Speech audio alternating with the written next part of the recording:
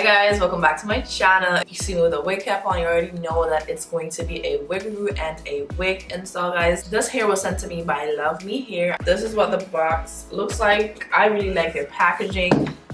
This hair, I believe, is a short wig. Again, it's a curly wig. So this is the wig. This is a curly unit and it should be 8 inches. You know, it's the summertime, so you want that short do because of this extra heat.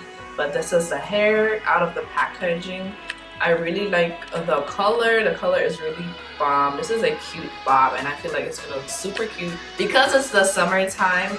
This is the inside of the wig. It has 4 clips on the inside. It has a elastic band as well as the usual adjustable straps. This is what it looks like just straight out of the packaging on my head, but you know we're gonna finesse this. I'm about to add some water and some product to really get it popping and looking cute.